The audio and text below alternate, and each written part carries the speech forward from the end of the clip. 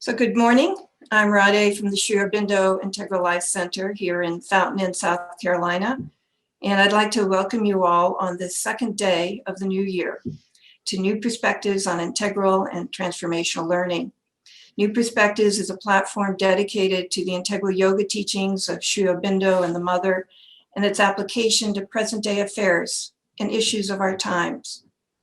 Today's webinar is sponsored by our university in Surat, India, and two sister organizations, Sri Aurobindo Integral Life Center in Surat, as well as here in Fountain Inn, South Carolina. Through collaborative efforts such as New Perspectives, it's a hope of these three organizations to assist in building a bridge between the East and the West. Today is the first of a series of 4 webinars addressing the development of consciousness. Sri Aurobindo says that all yoga is, in essence, a heightening, deepening, or widening of our consciousness so that it may become capable of something beyond our ordinary surface state of awareness. The true reality which we seek can be reached, known, and possessed only through a deeper, higher, and wider consciousness. It is only then that the very partial and surface awareness of ourselves may be flooded by a light of self-revelation and turn into self-knowledge. Today we begin this journey on the development of consciousness with Matthijs Cornelissen, who will provide an overview of the approaches to consciousness before discussing more specifically ascension to the higher levels of consciousness. I'd like to welcome you, Matthijs. It's a real honor to have you as a guest speaker today. We look forward to your talk. And at this time, I'd also like to introduce Dr. Vladimir Yatsenko, who is here with me at the Sri Aurobindo Integral Life Center in Fountain Inn, and is our moderator for today's webinar. And Vladimir will more formally introduce our speaker and open our New Perspectives discussion. Vladimir. Thank you, Radhe. Of course, it's my privilege to introduce Matthijs Cornelissen, who is an eminent speaker and researcher in the fields of integral yoga psychology, a founder of Mirambika Free Progress School in New Delhi, the founder of Indian Psychology Institute in Pondicherry, author of many fundamental works in consciousness studies in the light of Sri Aurobindo and Indian tradition. He also edited and published famous 2 volumes of the Foundations of Indian Psychology, created the whole generation of scholars and researchers in integral yoga psychology. For several years, on a weekly basis at IPI, I had the privilege to explore with him and a group of ashramites the ancient Indian scriptures, the Upanishads and the Rig Veda specifically, in the light of Sri Aurobindo. And that was the most kind of memorable time of my life. I remember those diving deep into the psychological meanings of the passages and hymns from the Rig Veda and Upanishads. So without further ado, let me invite Matthijs to shed some light onto these profound topics of widening the scope of consciousness in all directions, heightening, deepening, widening, and specifically to concentrate and elaborate on the ascending scales, or as Sri Aurobindo would call it, as heightening of consciousness, going to the higher realms of mind and beyond it. Please, Matthijs. Thanks, Vladimir, for your friendly words. Your lectures gatherings were there. Your presence was maybe more important than the words. At IPI for these many years was indeed a very nice period. I've been asked to talk about widening, deepening, and heightening. And it is good to be clear where we start. Sri Aurobindo has somewhere said that teaching should always be from the near to the far. And generally, when we speak about the near, we think about what is right in front of our nose. But that's actually not the nearest. what is most near to us is our own self. And if we dive a little deeper still and get more to the core, then it's actually the divine. Now, everybody is always hesitant to talk about the divine because you get into all these religious fights. And in a way, of course, that is a topic that's way beyond us. But on the other hand, it is by far the most important because it is literally everything. And it is definitely the thing that is nearest to us because the poor divine cannot hide anywhere. So he is absolutely everywhere. So in that sense, if we want to look for the divine, there should be no need for heightening, widening, deepening, or whatever, because he's there with us, in us, as much as we are willing to open our consciousness to it. The most amazing is that we feel independent, that we feel we are little creatures that have to defend ourselves, that have all kinds of difficulties and dangers and problems to solve and God knows what. That's actually the really the most amazing thing. So basically, we have to find ourselves. We have to feel as much as we can at home in where we are. And now that is not always so easy because there's so many things we don't like. And so there are a lot of things standing us between us and the divine, because though we are supposed to surrender to the divine and all that, most of us have lots of stuff that stands in between, our own preferences, our own desires, our own fears, all kind of stuff, ideas.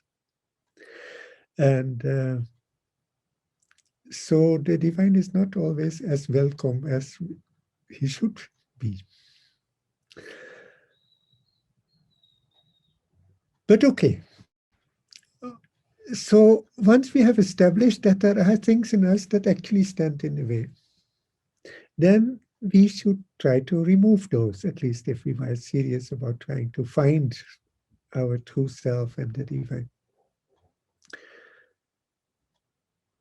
One of the traditional ways of doing is what Vladimir talks about, is that attempt to rise above it. For some people, that works easily. For me, that is the thing that comes most naturally, you can say. The advantage of it is that you don't need to change your nature too much. And you can just, by concentration, literally raise your consciousness, quite literally, like a rocket almost. You raise it up to a space that is transcendent to absolutely everything. And the amazing thing is that we can do that. We can chuck out everything from our consciousness and go to a space that is literally transcendent of everything. And once one experiences that, one knows that the divine is fine, whatever happens in this world. It has nothing, it will in no way affect it. It is like that thing in the Purna Stotra where it says that if you deduct the infinite from the infinite, it is still the infinite. So it gives a kind of security, but not a kind of, it gives an absolute eternal security. But it does not help to live your ordinary life, because you can remember it afterwards and it changes something in the essence of who you feel you are. But it doesn't change anything in your nature. And you still don't know how to live your life. Because for that, being in that transcendent doesn't help. So there is a bigger problem, and that is how to bring that same eternity, that same vastness, that same integrality, completeness, back in the midst of life. And that is the job of what Mother and Sri Aurobindo have called the psychic being, the self, the presence of the divine right in the middle of our own nature. And for many people, that is actually the approach to the divine that comes most naturally. And to the extent that that presence becomes more concrete, it is very, very wonderful, because you feel that you're really literally with the divine. The divine is there with you, or at its best, even it is the very essence of your own being. The distinction becomes actually irrelevant. So finding that right inside ourselves is perhaps the most wonderful. It is definitely the most warm and present and alive form of the divine. And then there is, of course, the third one, the cosmic one. It has always been these three forms of the divine that have been stressed. The divine by itself is obviously Anantaguna. It is absolutely every possible quality and absolutely everything. But you could distinguish these three basic forms: the transcendent, completely beyond the manifestation; the cosmos, the complete manifestation as a whole; and then that strange personal presence, the presence of Krishna or the presence of Christ, or it doesn't matter very much how we call it, the presence of the Mother inside ourselves. Interestingly, that cosmic aspect is the one that comes most often without effort. That is a form of finding the divine that people, I think, fairly commonly, to some extent at least, have spontaneously when they sit in front of the sea, or watch the stars, or some piece of nature, even a flower, something that doesn't threaten you in any manner, so that you can just spread out infinitely into that vastness. That also gives you the certainty that life is okay, that you can be there, that there is no danger, that it is infinite, that you are infinite, that you have always been there. All that comes.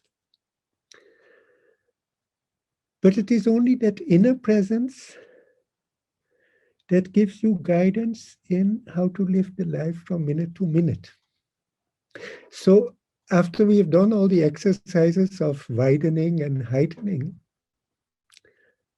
the real solution of the problem comes, I think, really with the deepening, with the feeling of the divine inside.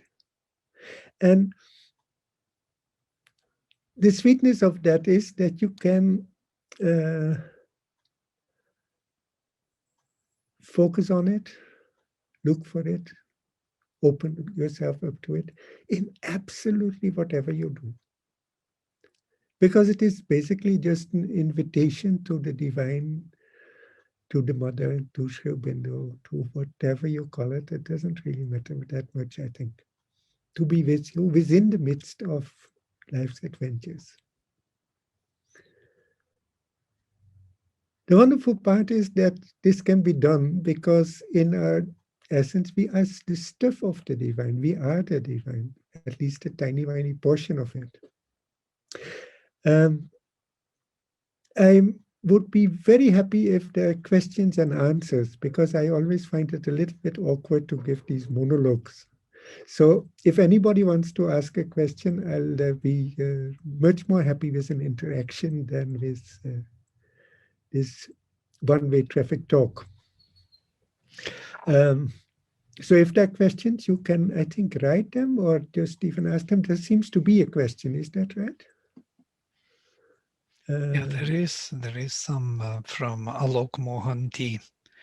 The seeking of the self, it is given in the chat. The seeking of the self or psychic being is through mind or by intellect, to be precise. The seeking for the psychic being is by the intellect. Okay. The seeking of the self, or self and psychic being, the person speaks as the same thing, but they are of course different, is through the mind or by intellect. So You can read it for yourself because it is kind of moving. There are more people putting. I will read. Wait a minute. It jumps up. Because I see another question. I see a question that says it is very challenging to fathom subtle ideas. Yes, that's in the Q&A box. Yeah, you can take that one also. Yeah, maybe you can take that first. Start? And so please put your questions into the questions and answers box, not into the chat, because in the chat it is very difficult to read. The chat, there are already too many also. So the first question in questions and answers is, it's very challenging to fathom subtle ideas like supramental. I don't think the idea of the supramental as an idea is not so terribly difficult. The thing is, we are still physical, we identify with our physical nature. And in our physical nature, we have our nervous system, our brain, which makes a map of the world. And most of the time, we simply live in that mechanical mind that is produced by the nervous system. So we think that the world looks the way our mind presents it to us. We live in a constructed reality of our own. So it is not direct knowledge. It is an imitation of reality, which we take very, very serious.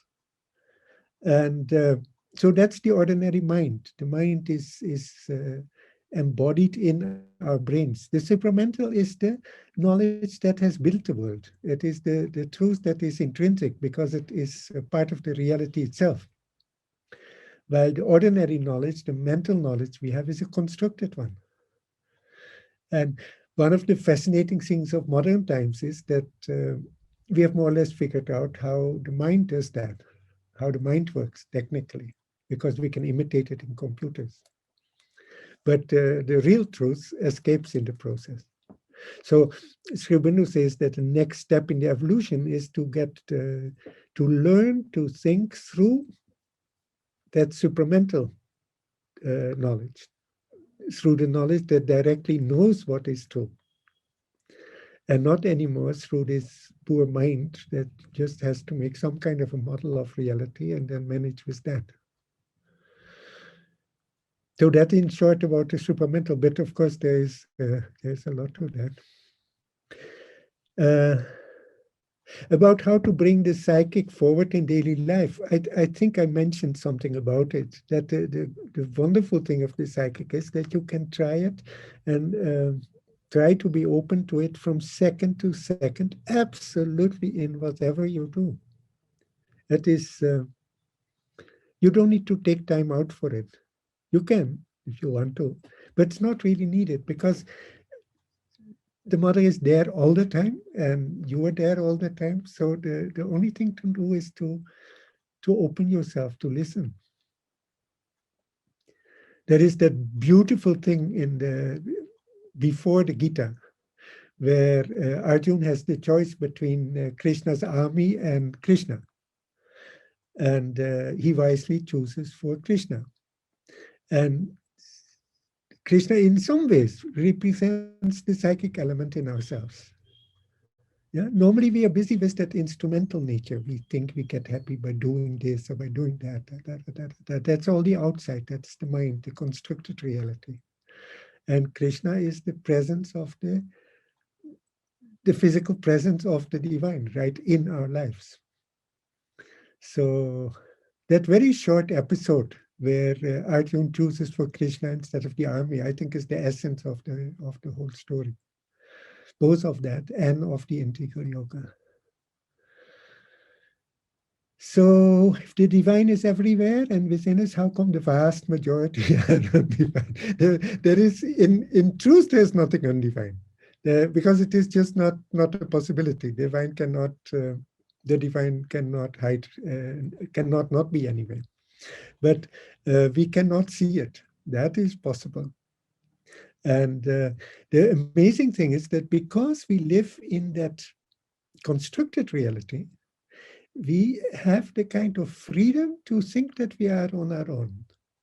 Yeah, we can kind of choose to be Asuric. And what means Asuric? It means that you try to, that you choose for the army instead of for Krishna.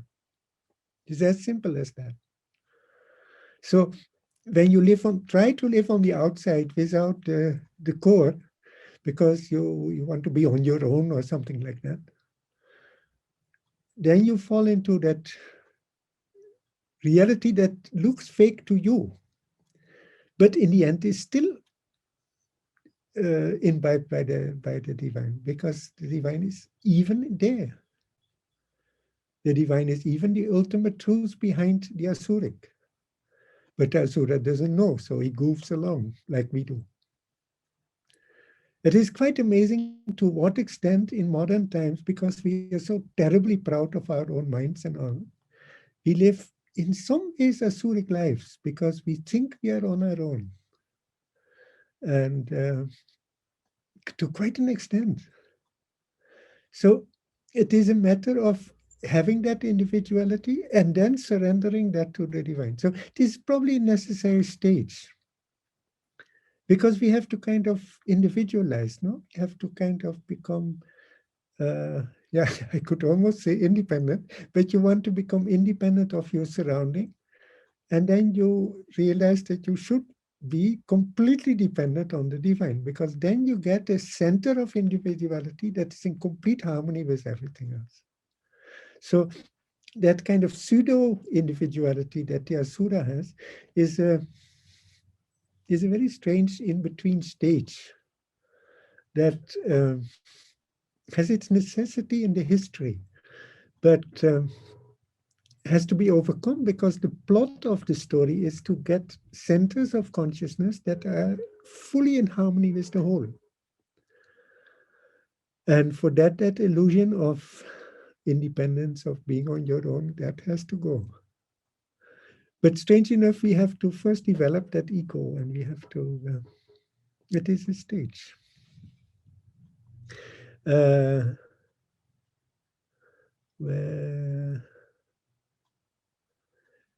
That to go over that hierarchy of minds, that is maybe a bit too detailed.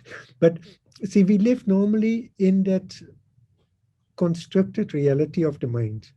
Now, the first step is obviously that you open that mind, that ordinary thinking in terms of words and sentences, to a higher intuition.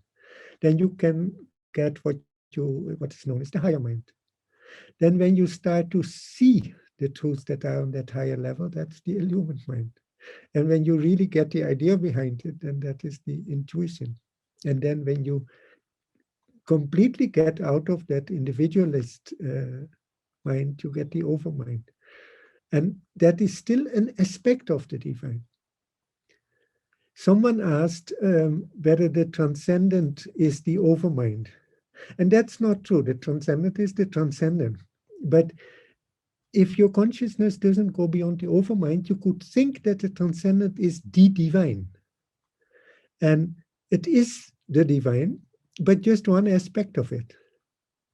The problem with the overmind is that it is a knowledge of the divine, but of an aspect of it. So the transcendent is, in the end, still an aspect of the divine, because the cosmic is also the divine.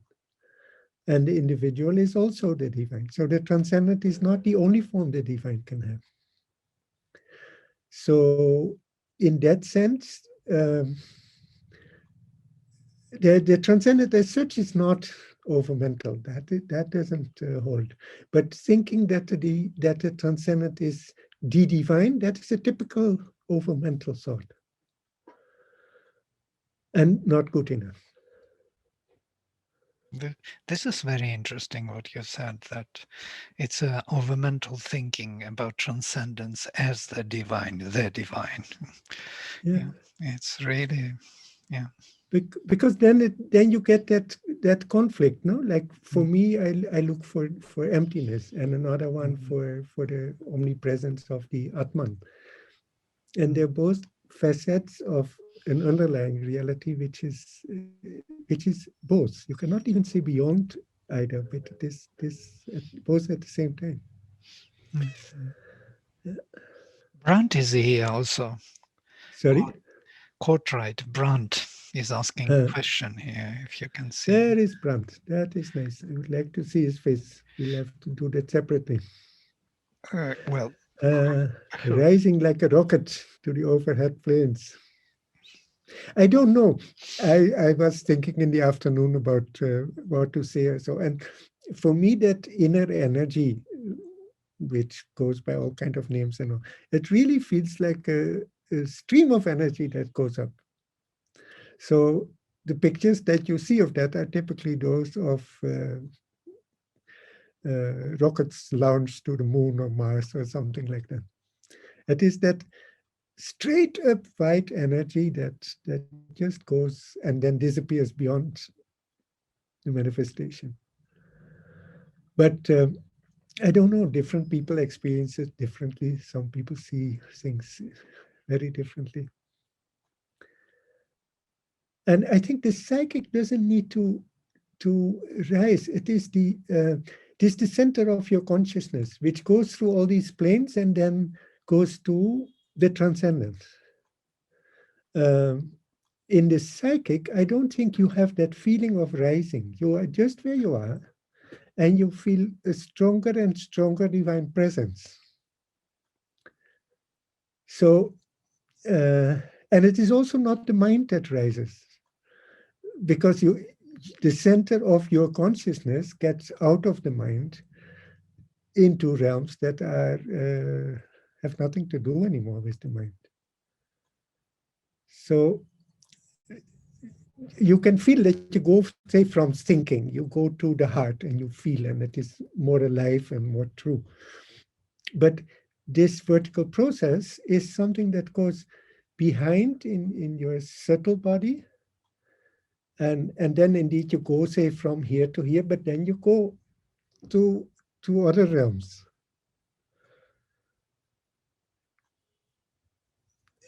So, and the intention, as you say, the aspiration, yeah, you must to some extent want it, but it happens by itself, because you cannot push yourselves up. I don't think that works. You can ask the divine, the mother, to come down to clean your chakras or to open the path, but then that energy flows on itself. Yeah, there must probably be a will, because you can by your will follow that energy up, or you can by your will stay where you are and increase in your consciousness where you are. I think it should be wonderful if there were enough teachers who could teach this to children in the primary school, because I think this concept that you can center yourself at different places, children can, I think, do that quite easily. So, after all, if you want to go to the heart, you do not think with your mind about the heart, then you'll never get to the psychic, then you stay in your mind. You have to actually go there and then look at the world from there, feel, rather than think.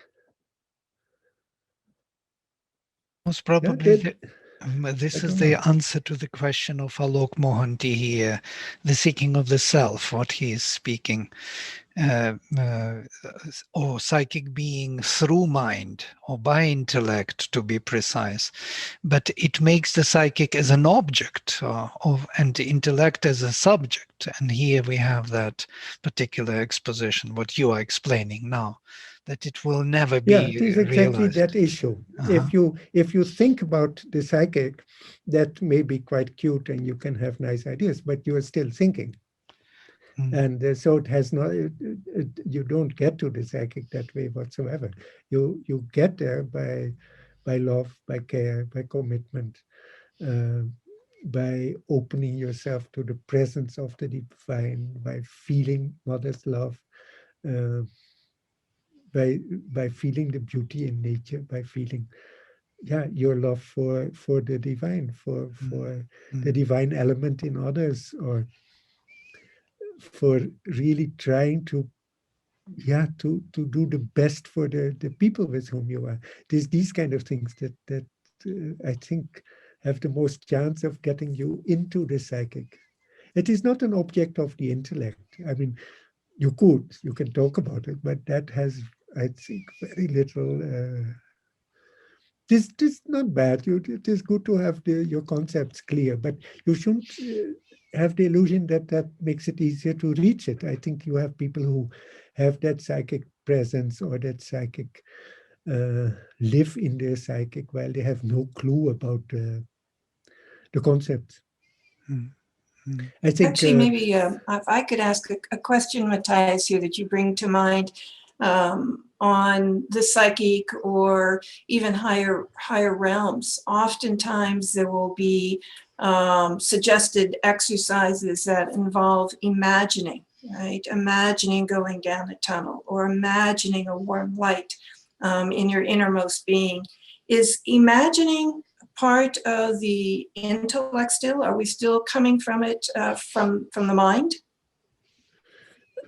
most likely it starts at least like that. Ideally, it should not be, no? You should shift from just dreaming it up and literally sitting there imagining something. Then you're purely in your mind, probably. Mm.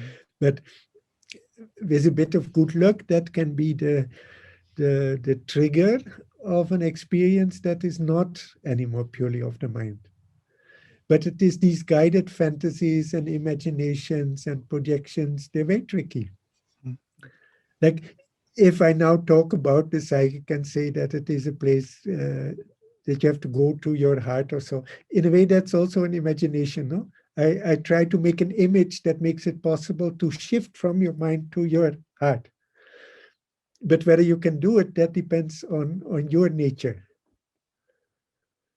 Yeah. I had once a student, and in a class we were doing this thing of where are you in your subtle body. So some people by nature are more here, some are nature more here. So we did something of being here, and this person could even silence her mind without a problem. Then we talked about the psychic and whether she could go down, everybody to go down from here and kind of feel the world instead of thinking about the world. And she said it was for her as if she took a lift down and couldn't get out. And because it didn't work, she went back to here and then could look out again. Yeah. Many years later, I saw her and clearly she had managed to go. She was living much more from here. But I've seen the opposite also. I knew someone who loved biology, really loved it. She loved animals, but she also loved her biology book. And so she always failed for her biology exams because she didn't think about it. Yeah, can you imagine you have a biology book and you love it, you love the pictures, you love the fact that it is about animals that you love and so on. But you are not here, so you cannot study it. So if you get a technical question, you don't know how to answer it. Yeah. So you have people who are really either living from here or from lower or from here and are stuck at that level. But most people unconsciously move up and down. Yeah. So, and you can give a hint on, say, if you think about something, you almost automatically go here. Because thinking, you actually can do only from here. While if you say, think, but it's actually not thinking, feel your grandparents or feel a small child or feel your pet dog or something like that, you'll have to go here because that kind of feeling of love and affection you can do from here. It doesn't work. And so I think these imaginations also may work, but they may also remain purely mental.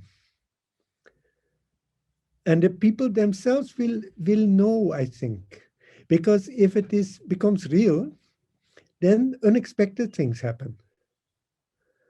You don't follow anymore exactly what you're told. Something happens on its own because you enter that world, and then spontaneous things are happening. There was a time Thank I you. did these kind of things, but I've become more and more hesitant to do it because, yeah, there is a lot to be said to keep life simple. And these imaginations, they tend to remain somewhat on the surface. That also is an area to be explored. So it has probably, there is a period in life where it is useful. But yeah, this that period. Who else has these questions? I don't know if any of these. The problem with these written questions is that I get no idea whether the answer has hit the point or not. Can I simplify the explanations? I'm not able to understand. Now this gets stuff. I don't know whether I can do that. If we were together, then it would be easier because we could feel where things go.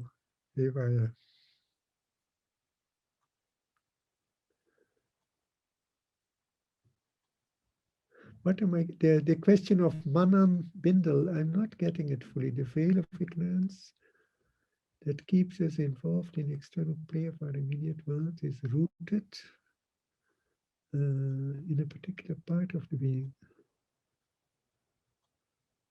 I'm not quite getting the point. It is true. I think that most people are stuck indeed in specific issues. So as children, as a child, if you don't solve an issue fully, but you kind of find a pseudo solution, then that becomes a kind of a groove, which limits your understanding and your freedom later. And that groove has to be somehow released by overcoming the underlying fear or the incapacity or attachment or whatever it was that kept you on that small groove. So you can call that a part of the being. But the solution could be is to feel that presence of the divine more so that the underlying need and the underlying fear becomes less dominating.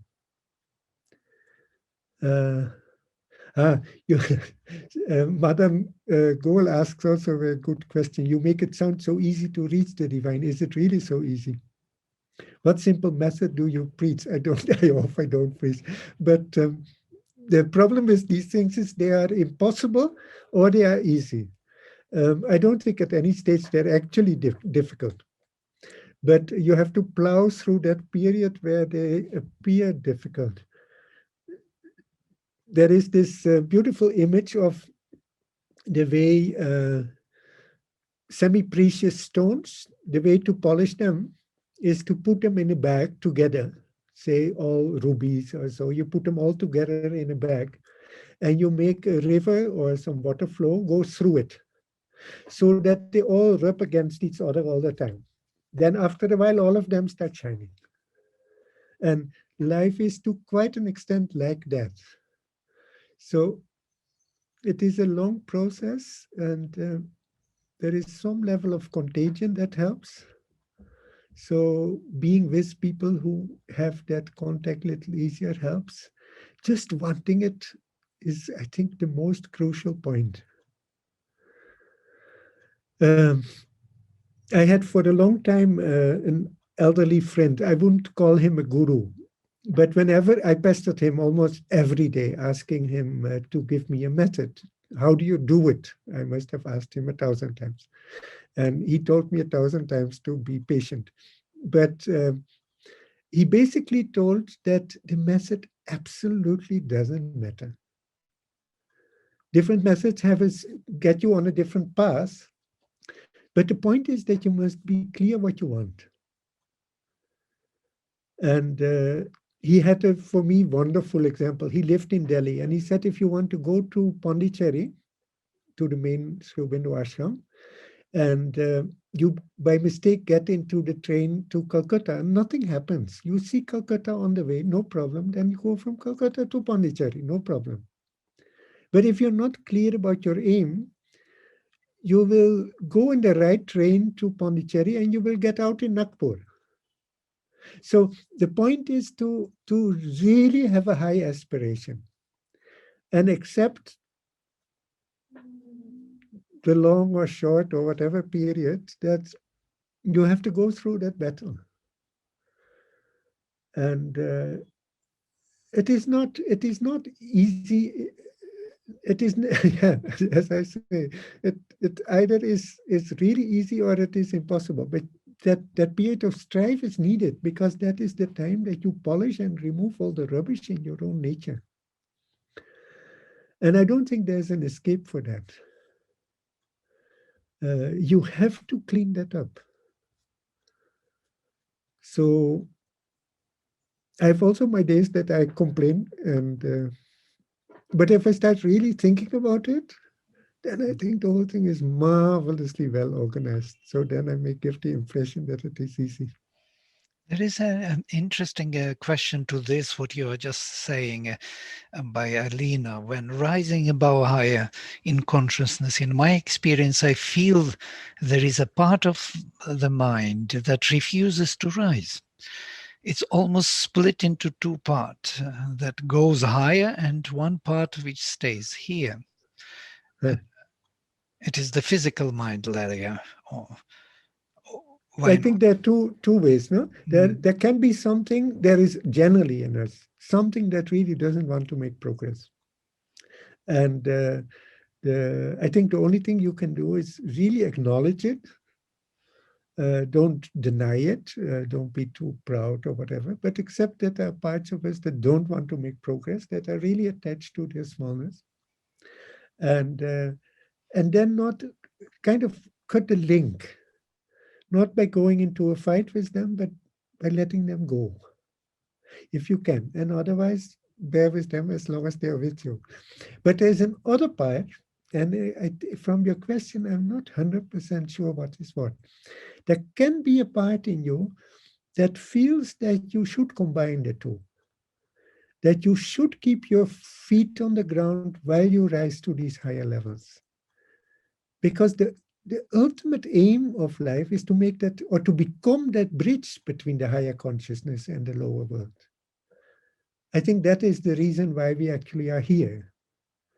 So it may be a bad part that you have to let go because you really need to experience those higher levels, but it might also be a hint that you have actually to stretch. So I'm not 100% sure from the way you write which of the two it is. There are things you have to just let go because they are just obstructing the progress and the light. But in the end, we need to bridge the two layers. Brandt says still that somewhere I thought that Sriaubindo said it was best to rise with the psychic, though not necessary. I think the psychic as such does not rise. The psychic is where it is, and maybe expands. He also does say that even psychic inspiration ultimately comes from above, but that is by growing.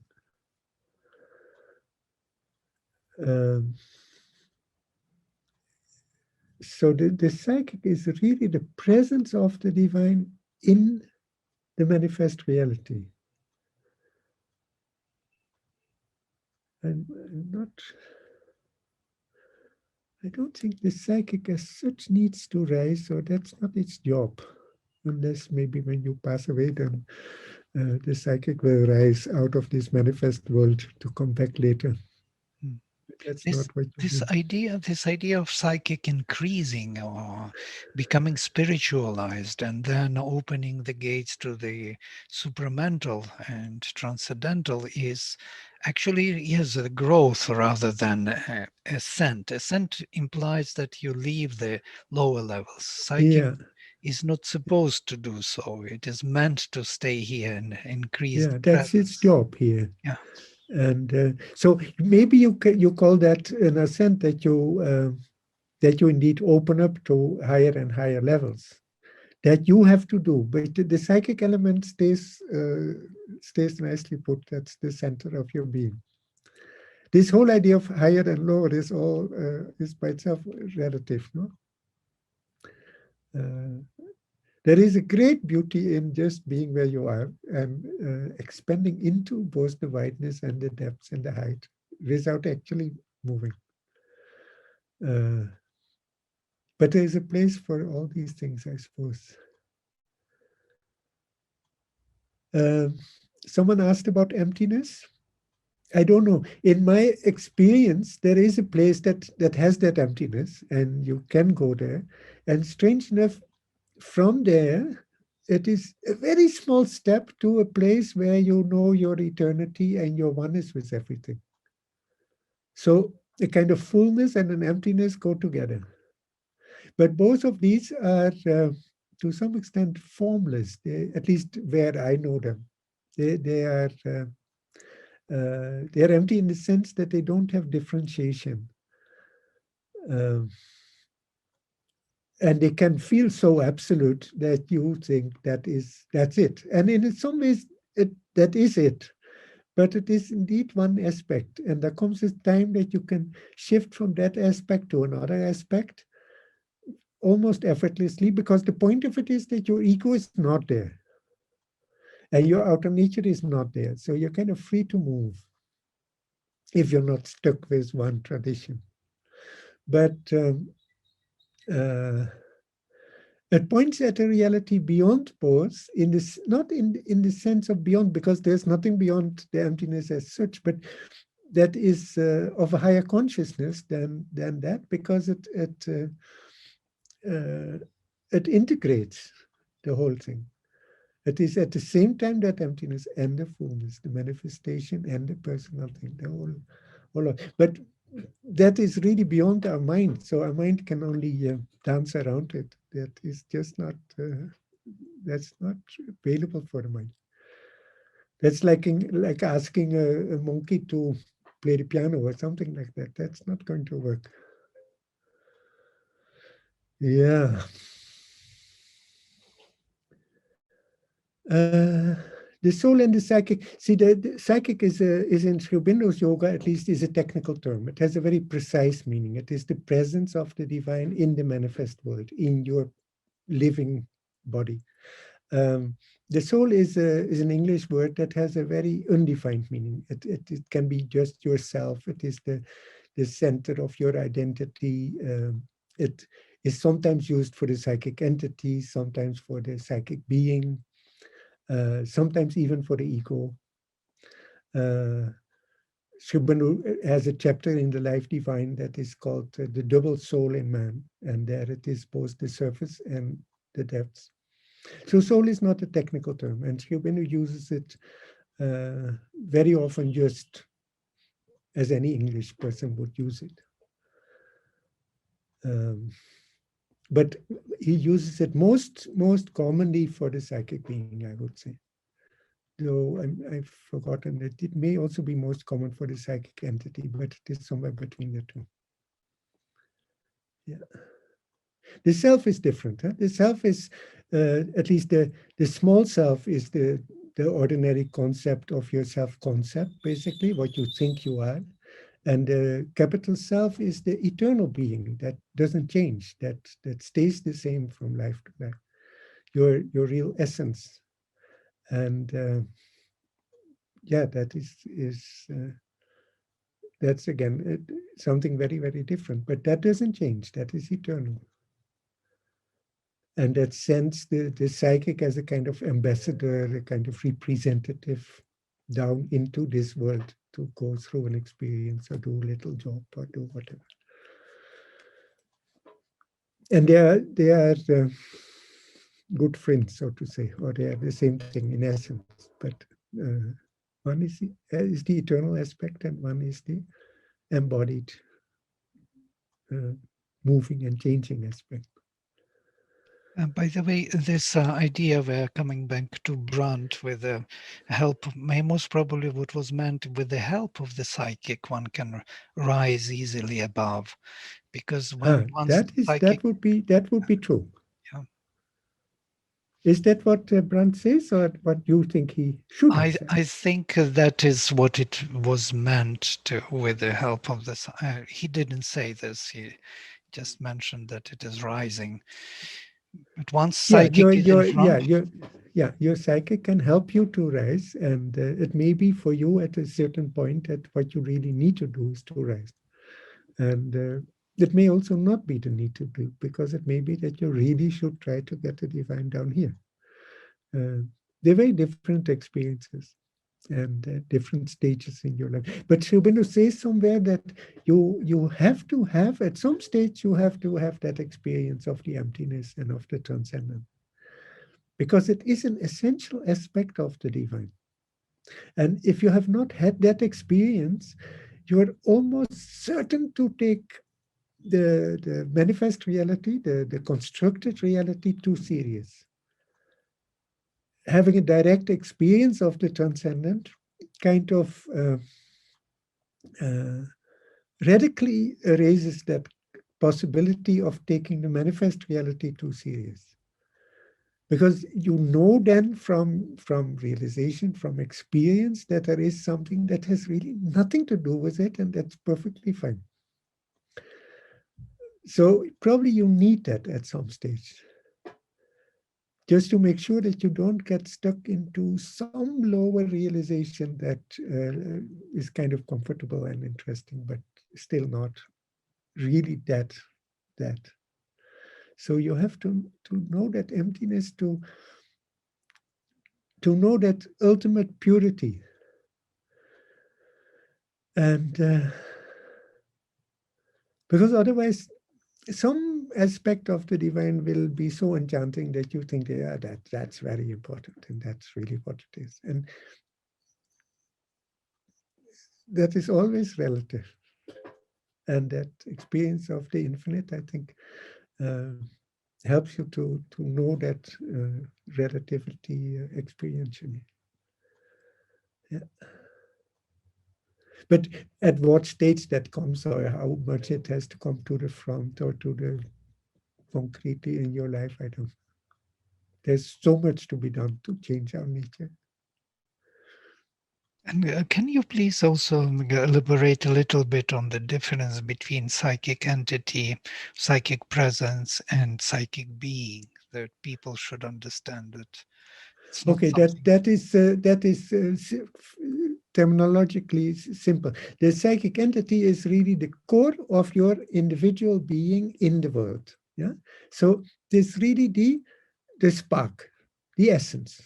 Yeah, the psychic being is okay. The psychic presence is when you live on the surface, but you start becoming aware that that psychic entity actually exists. So you start feeling your presence in the back or even in the front. Yeah. So you become aware that he is actually there. And and you can also feel the psychic presence of someone else. Then you think he's an old soul or something like that. Doesn't need to be your own psychic. You can also feel the psychic of another person. Someone who had that very strongly was Ramananda Maharshi. Both in himself and in others. Well, he didn't have the theory for it, but in experience, he clearly had that. And the psychic being is that part of your nature that comes directly under control of that psychic entity. So that is something that grows over many, many lives, and is basically the outcome of your life. Everything that you really learn and that is important enough to carry with you to another life or whatever, that's all part of your psychic being. That is the part of universal nature that becomes really an aspect of your own incarnate being. And as such, it grows a little bit during each life, and it grows from life to life. That is your psychic being. It is a combination of a piece of nature with a piece of with the self that belongs to it, the real self. Maybe most probably that answers the question of Anjali Jaipuria, who is asking here, what are the methods one can start with to connect with the psychic and then finally get stationed there? Yeah, it is. It is an opening, no, and an asking for that presence, and and a lot of grace. I mean, you have to become more and more aware that the divine is really with you, and that it is serious, that it is really a possibility, and that we shouldn't waste too much time just hanging around, kind of, which is an entire waste of time.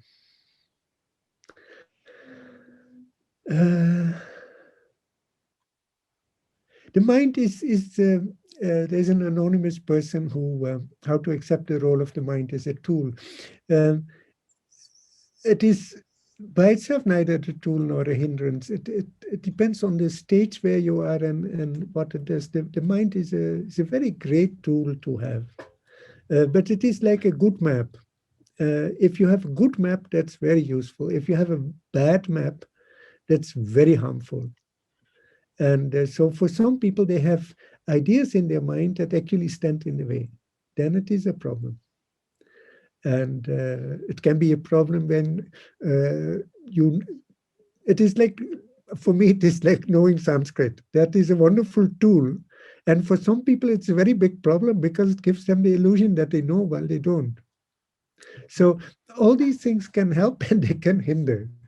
But the mind is good to clean up and to provide a path. The nice thing about the mind is that the mind is in a way honest, and it can recognize its own errors if you allow it to do that. So if the vital doesn't interfere too much and allows the mind to be true to its own nature, it will correct its errors and become a better and better map. It is still a map. So at some stage you have to, you have to kind of dare to leave it and be out in nature and let keep your map in your backpack. But there are moments that a good map really helps to know where to go, what to do next. Matthijs, I'm wondering if we could say the same thing about the heart and the emotions, that it can be both a hindrance at times for uncovering the psychic as well as a tool. Yeah, absolutely. So if you are at the level of the heart in the psychic, then it is great. And if you're there at the level of attachment and fear and smallness and hatred and all those kind of things, then it is a very big problem. And then the mind can help to clean all that mess up. The problem is that the unregenerate vital so often uses the mind to support itself. Yeah, so our vital desires force the mind to support their wishes. Then you are in a very cumbersome and difficult position. But yes, nothing better than a pure heart. And also a really clear mind, I think, is a wonderful tool. As long as you know that it is a tool, that it isn't a tool for expression, it is a tool for cleaning up things. Yeah.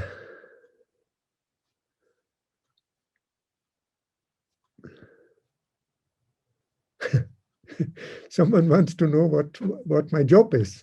I teach in the ashram college, and I'm very eager to do something to help that Sri Aurobindo concepts of psychology and approach to psychology get more entry into mainstream psychology. I find it very pathetic that mainstream psychology is the way it is, and would very much like that to see that change. But my day job is as a teacher in the ashram college, if that was the question. Conscious perceptions.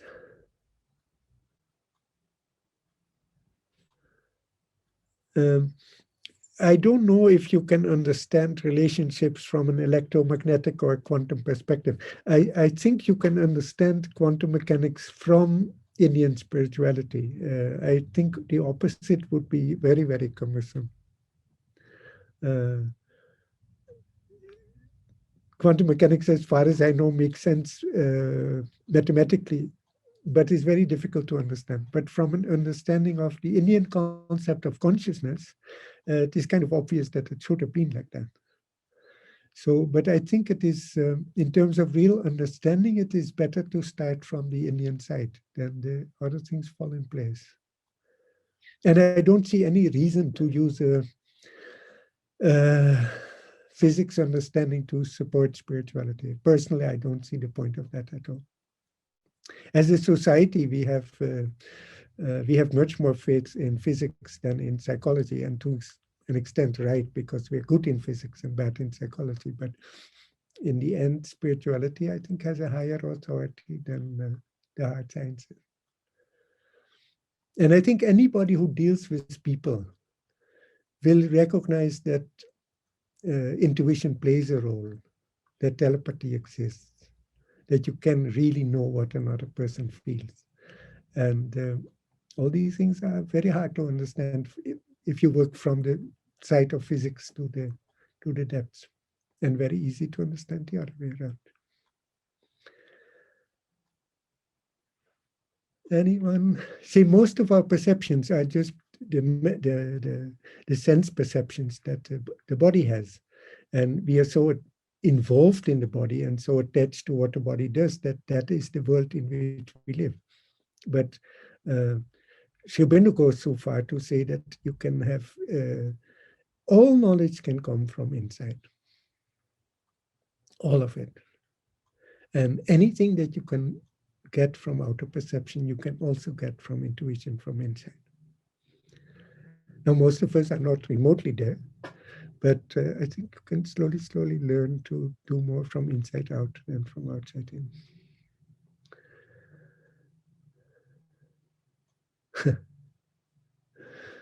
Yeah.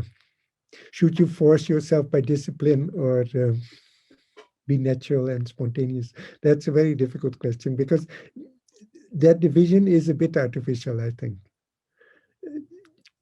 The point is your aspiration, your will to grow. And then it doesn't feel like discipline. It feels like an inner urge to do. The discipline can be pure mind, and then it can be very mechanical, and then it is not a good thing.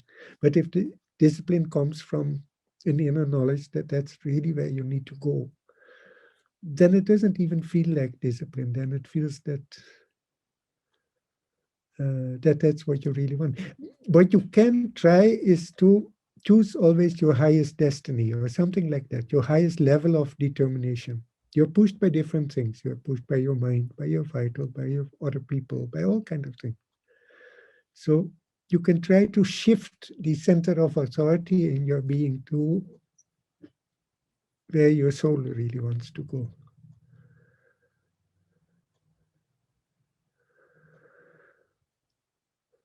There are too many questions. I don't think I can keep up. No, the psychic being and the Purushottama is not fully the same. The Purushottama is generally, I think, conceived as something more on the level of the transcendent. But it could be in principle. I think Vladimir will know better. It can be, in principle, the Purushottama could be incarnate also, I suppose. But I think as a term, it is used for the transcendent self, no? For the Paramatman. Right. I think it is the core of our psychic being. It is that who is presided in the soul. That's what Adhyayajna, what Shri Krishna calls himself. There is a representative. We are all representatives of this highest self, or this being who alone is. Yes, and that's how he is hidden within that spark, as it were. There is a presence of him there. Of course, he is everything. He perceives his being, non-being, transcendental, cosmic. Every way, he is everywhere present in his consciousness. And in that sense, he is not the same as psychic being. But his presence is there, definitely. As everywhere else. No, it is a very good agreement. explanation, and I think also I think you have given a very good many-sided answer to the question. So it is the same in essence, no? But its job is a bit different. something like that. Sorry for this very crude summary of what you said. No, the salvation over many life is not a pessimistic approach. The problem is that you have heaven and you have also hell. You don't mention that part of the story. Heaven and hell are a bit difficult to for me to swallow as permanent. No, you have temporary heavens, no doubt, and you have temporary hells. The Vedic theory is very nice in the sense that you get what your karma is, and as we are limited even in our evil deeds, as we are limited in our good deeds, also our punishment is temporary. So you can get over bad luck and over bad negative outcomes. Just following your doctrine is very unlikely to lead to a different state for your soul, because it is too mechanical, it's too much on the surface. The problem is that in all religions, you have had these very dogmatic scholarly types who think that they understand everything, and they make a kind of metal iron rules. And I don't think we should take them too serious. I don't know. This is a very, very complex question. I'm not quite. You can be punished by good deeds also. Yeah.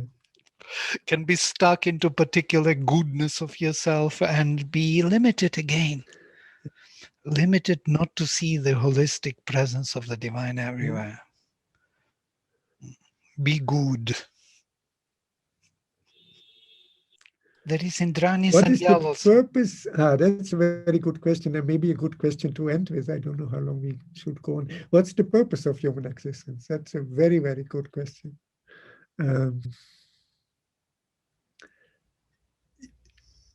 Yeah, the answer that you have to find for your life, that's a very personal matter, because there is so much to do that almost certainly you can in one life do only one small aspect of it.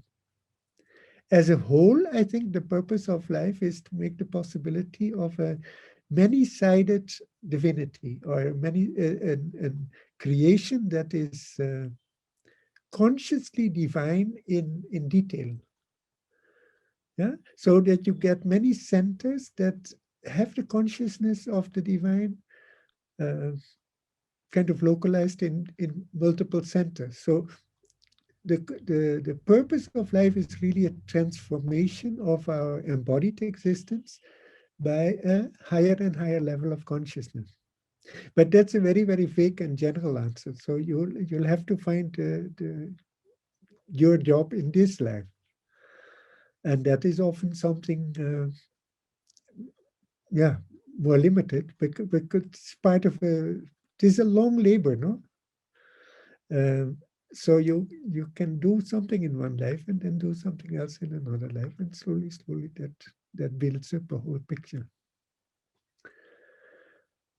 I don't know. This is just my take on it. I don't know. There must be different people will have different answers to it.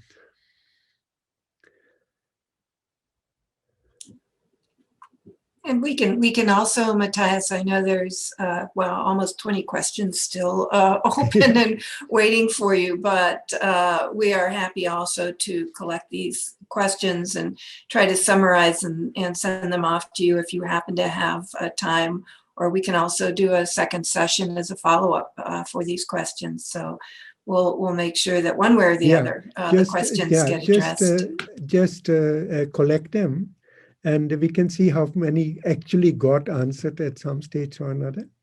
And otherwise it might be nicer to have a second session at some stage and see what we can do. Yeah. Wonderful, wonderful. Thank you. Thank you very much. This was a delightful session. Of course, there is one more point which we should mention maybe, and we will mention it next time. This is going deep down into the abyss, looking down into our unregenerated being, trying to change the whole subconscious and inconscient being, which is the purpose of us being here. That's why we need heightening, deepening, widening, because we are here to do some work. We are the workers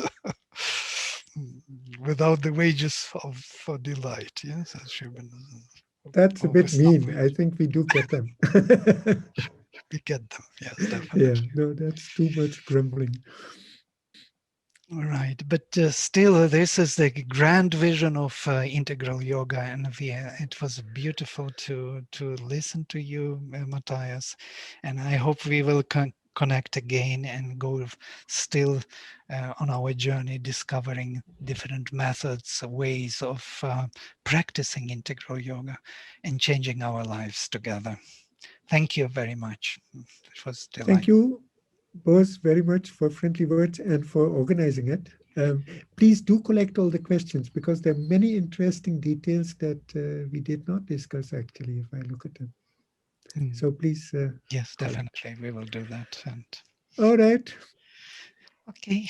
All the very best. Happy rest of the new year. Yes. Happy New Year to all. Yes. Lovely.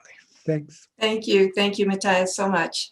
Very much appreciated. And just to mention very quickly before people begin to sign off, that this entire month during January, we will be hosting, as Vladimir alluded to, different talks on the development of consciousness. And so we hope you can join us next Saturday, January 9th. We have Dr. Sumitra Basu, who will speak exactly on this descent and ascent from the subconscious and unconscious realms.